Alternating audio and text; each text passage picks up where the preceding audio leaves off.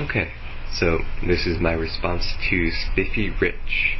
I actually saw your video blog through Saint and Sailor's video response to yours, so I thought I'd check it out, and just after watching the whole video, I thought I'd contribute into my own video blog or video response to it.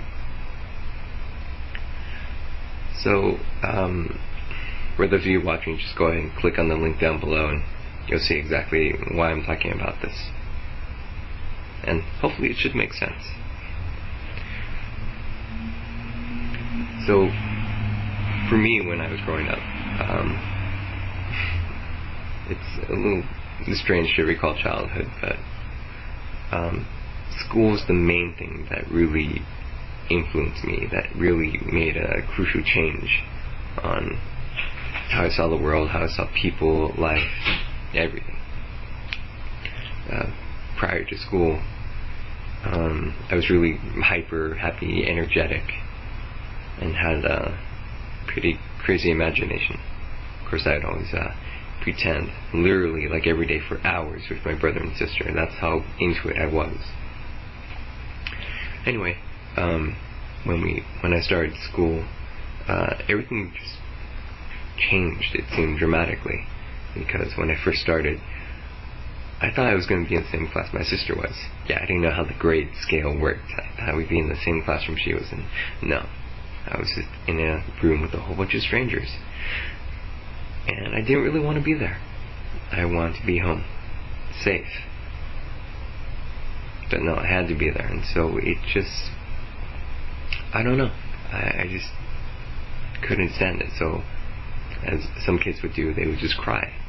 I would just cry and cry and cry. Yeah, it wasn't fun. And I would go through this like literally every single day.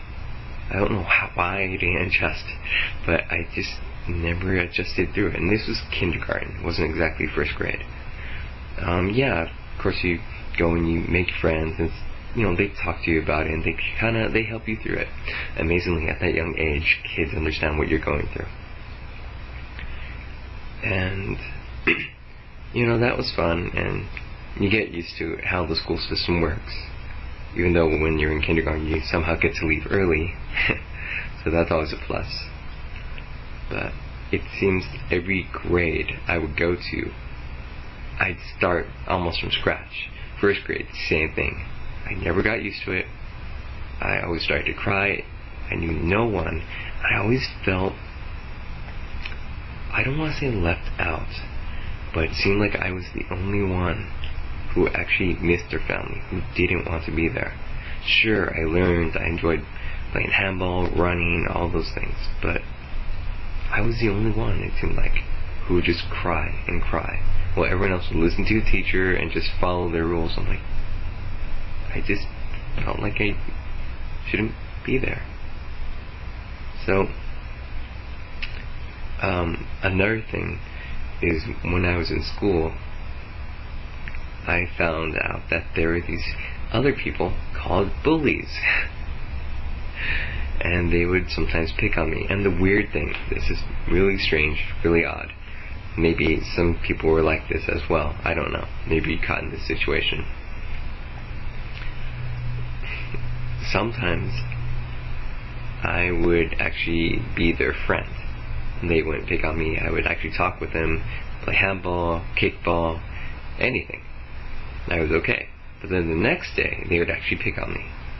So some days I was their friend, some days I wasn't. And I was just caught right in between. It's really odd. And some of my friends, they would get picked on as well. But they were the ones who were seen more as the, I guess, geeky side of things. Yeah.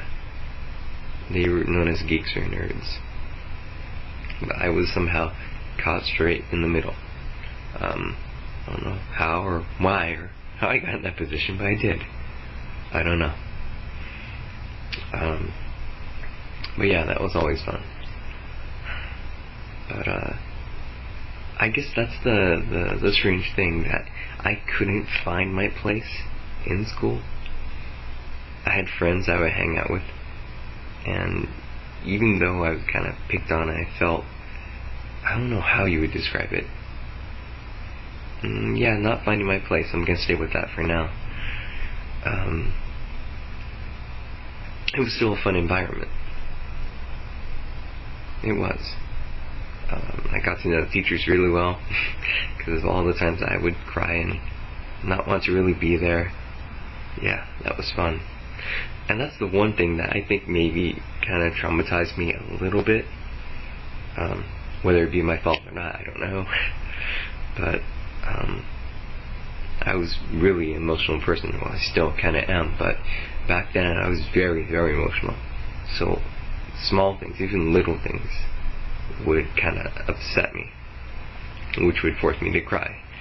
And the thing is that everyone would stare at me. Imagine being in the middle of a room and all eyes are on you and everyone's staring at you crying until you stop. And then you have to go dry your eyes, and then everyone watches you go that way, go back, and you sit down. And everyone stares at you still. How nice. Yeah. Maybe that's why I'm not such a outgoing person. Maybe that's why I don't like attracting a lot of attention to myself. That's why I don't really speak up to a lot of people or in a huge crowd, because maybe that's the reason. I don't like all eyes on me, because most of the time, or back then, it was considered a bad thing.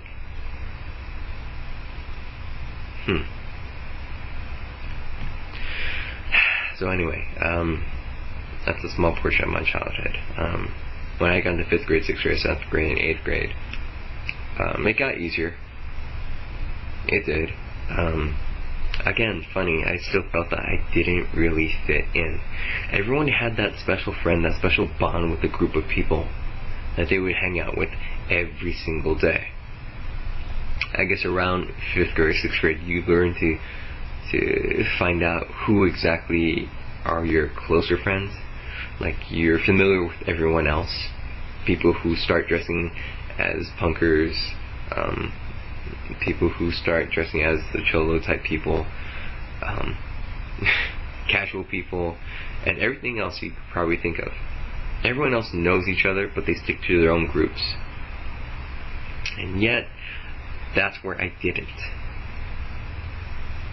It still felt strange, and I still felt like I was just bouncing from group to group, or I would occasionally just talk with people, but I didn't. I kind of had a group, and it's weird because they were a mixture of all the other people. And at times I would hang out with them. That was a lot of fun. But still, when you get down to it, I felt like it didn't fit in. You know? And it's funny, everyone knew me. Everyone knew me. I guess I wasn't, you can't call me popular, I was just well known. You know?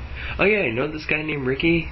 Oh yeah, cool guy. That's about it.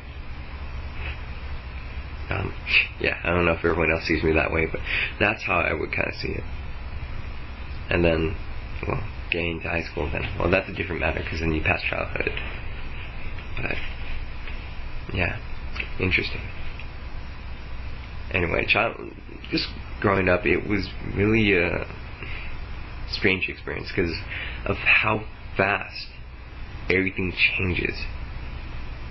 Because you're so used to being in a house, your mom taking you places with your brother or your sister, and then after one day, you're confined to another place where no one you know is around you, and you're in a group of people.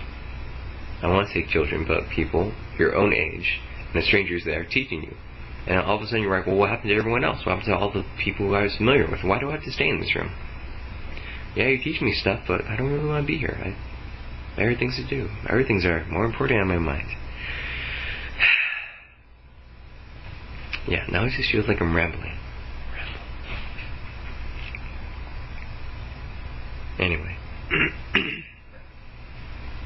But yeah, so school was definitely a huge change for me, and it was really difficult to adapt. And that's the funny thing, that I couldn't understand how everyone else had such an easy time with this. you know?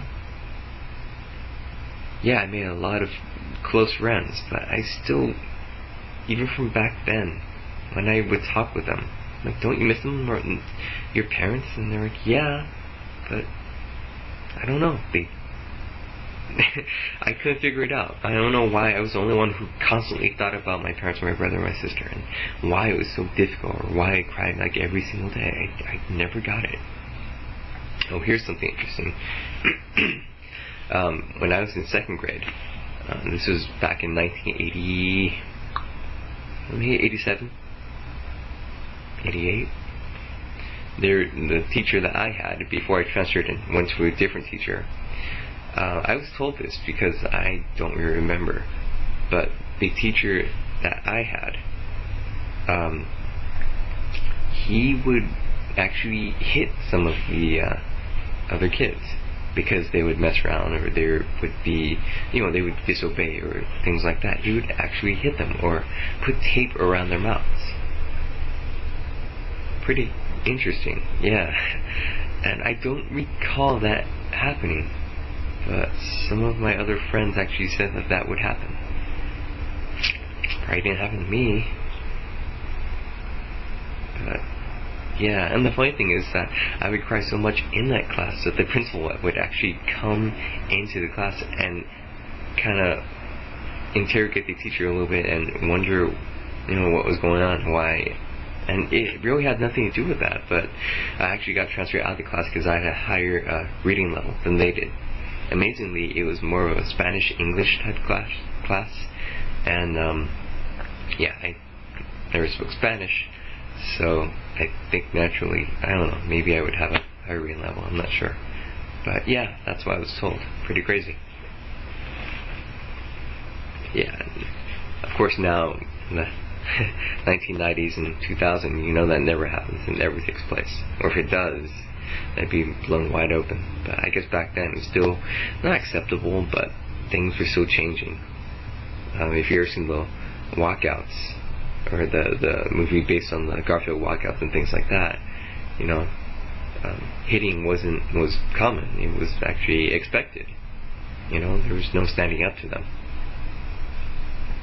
But yeah, pretty interesting. Anyway, yeah, that's pretty much going to be it about childhood. Yeah, sorry, I was just going all over the place. I wasn't really too structured. But, yeah, I really wanted to do a video response. So, that's going to be it. If you want to leave some comments, go for it.